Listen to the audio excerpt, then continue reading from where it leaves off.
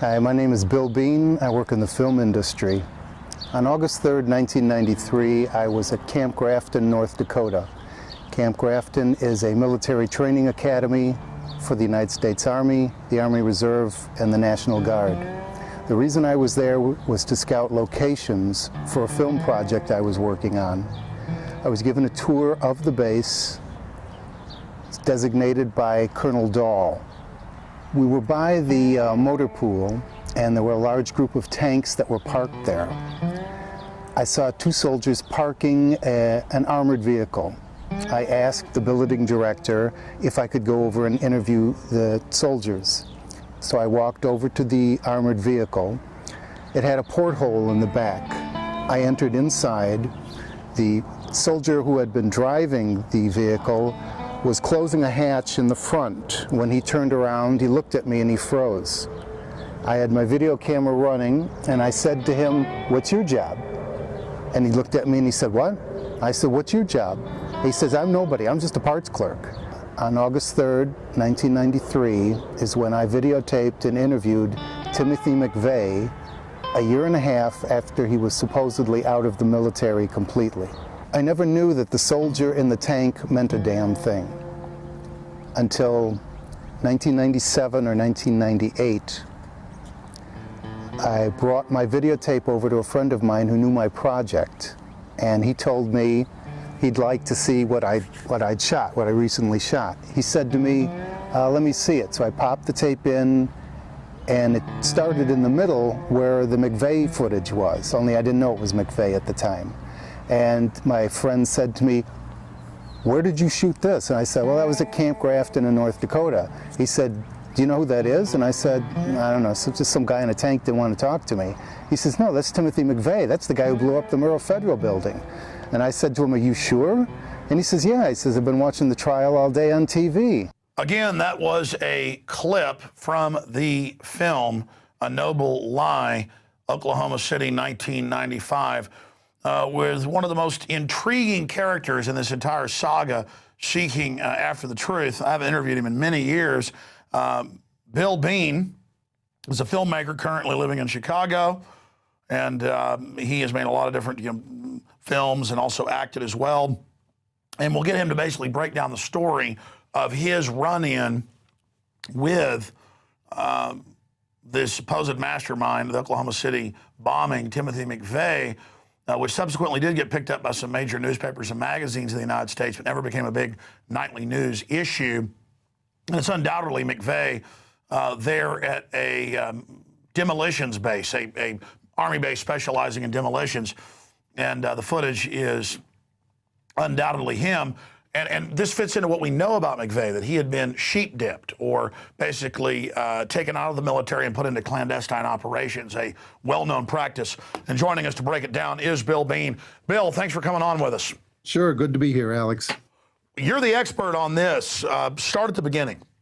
Okay, I was producing a film. I had written a screenplay, and I had gotten to the stage where I had investors that were interested, but they wanted to see something ahead of time so they knew that they were investing their money correctly.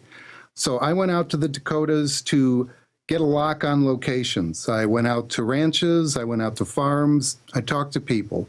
One of the people I talked to was Jeff Esslinger at the North Dakota Film Office.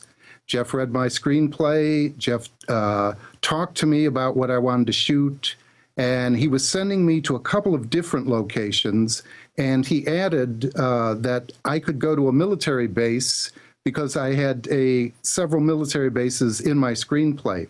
I had actually told him that I really wasn't that interested. I had a lock on a couple of other bases, but he said, "Why don't you just show up? If you don't want to use it, that's fine. It's right on your way." So I contacted the Camp Grafton in North Dakota. It's a military training academy. What they teach there is explosives and demolition and bridge building. And I had a meeting prepared with a Colonel Dahl. Colonel Dahl was the superintendent of Camp Grafton. I videotaped Colonel Dahl talking to me and stating that I was at Camp Grafton to scout locations for my film, and then Colonel Dahl turned me over to the billeting director, by a man by the name of Paul Osser. Paul actually took me on the tour of the base. The tour lasted, about 2 hours or so. We looked at any location I wanted to look at. We went to some general locations. We went to the rec room, the mess hall. I videotaped all the locations. Then we got to some of the more interesting places. We went to the motor pool where they had gigantic earth-moving equipment. We went to the armory, which I actually got a kick out of. I didn't really know what it was. It was just a big vaulted door. And I said to the soldiers in charge there, I said, gee, could I go in there? And they said, oh, okay. So they opened up the armory. They had to unlock a door like you do at a vaulted safe in a bank. I went inside. I videotaped that. We went over to the communications room. Then we went outside of the motor pool, and there was a long string of tanks, probably the length of a football field, various kinds, various makes. In fact, I was informed that several of the tanks had been captured in the Gulf War. This was the first Gulf War. And some of them were Russian, I believe.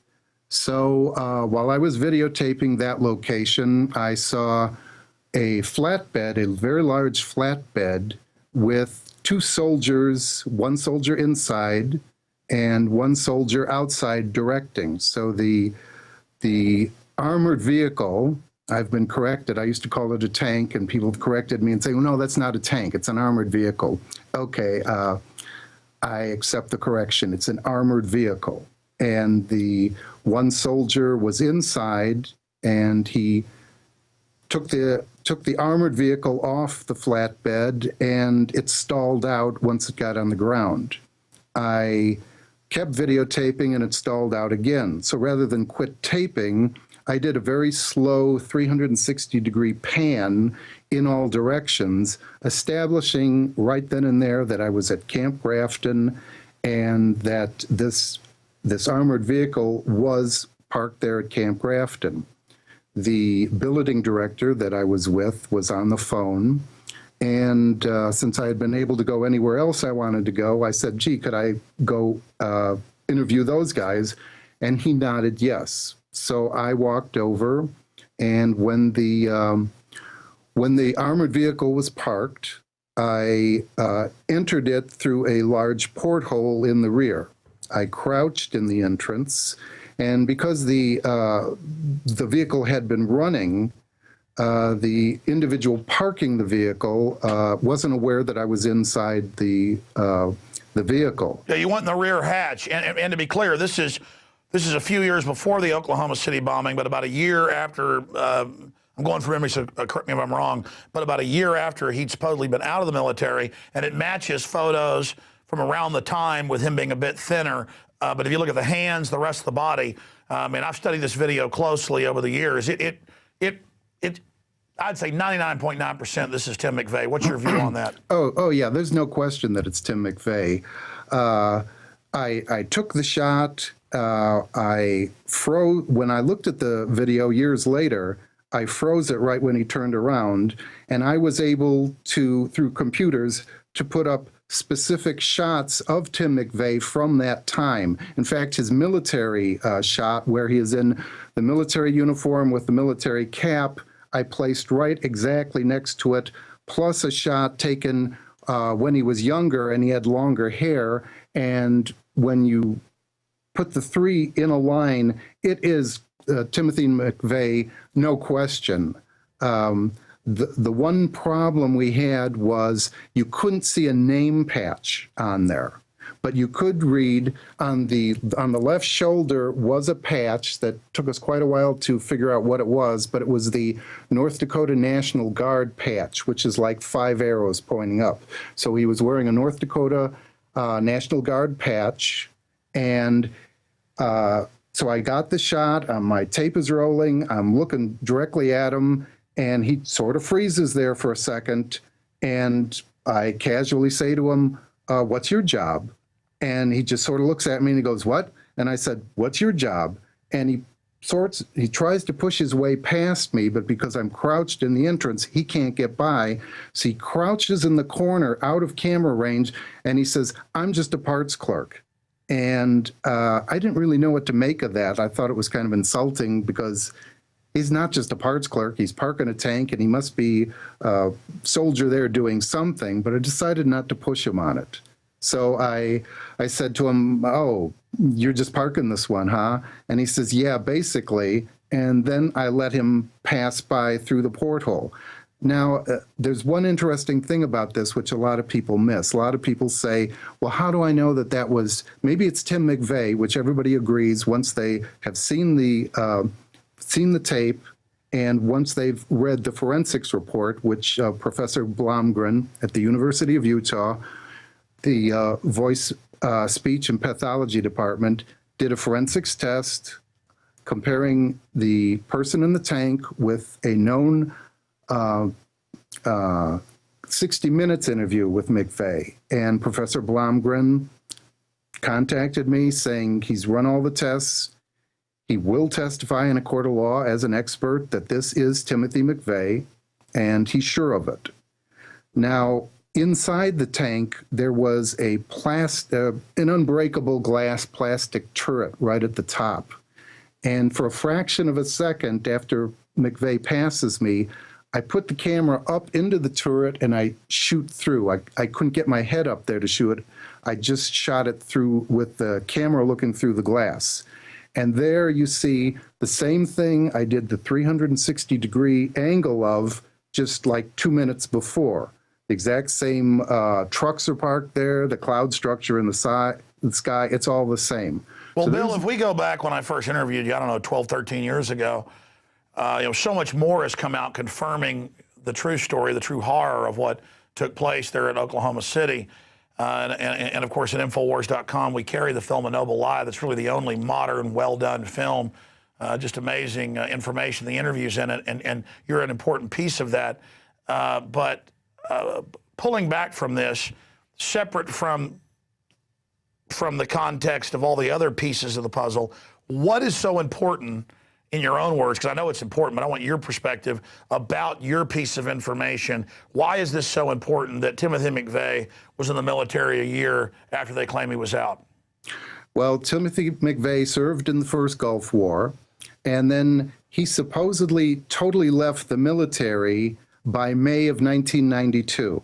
All the military records say that he was out. He was never again in the military. He wasn't in the Army. He wasn't in the Army Reserve. He was not in the National Guard. His activities at this time were when he was meeting with, they say, right-wing types or militia types or anti-government types, and they totally lose track. The FBI and everyone concerned says somehow he totally leaves visibility for like a 2-month period. And it is during this time, on August 3rd, 1993, that I videotaped Timothy McVeigh